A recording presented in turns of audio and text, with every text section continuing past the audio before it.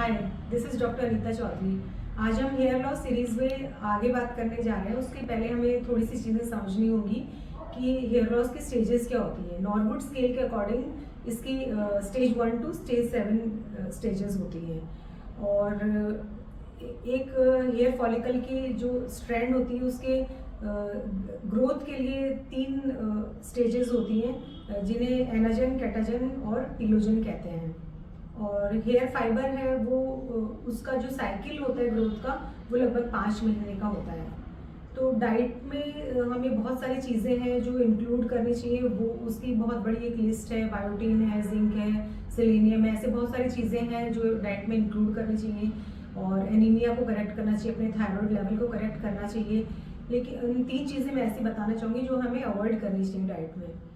और उनमें सबसे नंबर टॉप पर आता है ग्लूटेन का इस्तेमाल कम से कम करना चाहिए। तो गेहूं के आटे की जगह हमें दूसरे सब्स्टिट्यूट जो दूसरे आटे हैं उनका इस्तेमाल की तरफ हमें ध्यान देना चाहिए।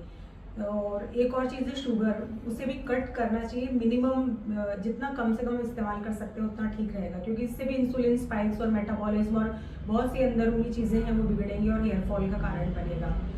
और तीसरा चीज़ है कि डेयरी प्रोडक्ट्स है उनका भी इस्तेमाल हमें कम से कम करना चाहिए। फिर है कि हेयर ग्रोथ है वो किस चीज़ पे डिपेंड करती है। तो इट इज़ वेरिएबल, मतलब इंडिविजुअल पर्सन टू इंडिविजुअल ये वेरी करती है। तो जैसा मैंने बताया था कि 5 महीने का एक हेयर ग्रोथ का साइकिल होता है। तो अगर यंग पेशेंट है और वो इनिशियल स्टेजेस में है, लाइक 1 to 3 स्टेज के अंदर है, तो 5 महीने के अंदर ये डाइट का अपन चेंजेस कर लें या कुछ सीरम्स का इस्तेमाल करें तो 5 महीने में रीग्रोथ हमें देखने को मिलनी शुरू हो जाएगी। लेकिन अगर वहीं पेशेंट की एज ज़्यादा है या स्टेज उसकी 3 से ज़्यादा है, 3 to 7 के बीच में अगर वो आ रहे हैं, तो यही रीग्रोथ है उसमें 1 साल के लगभग भी हमें लग सकता है देखने में।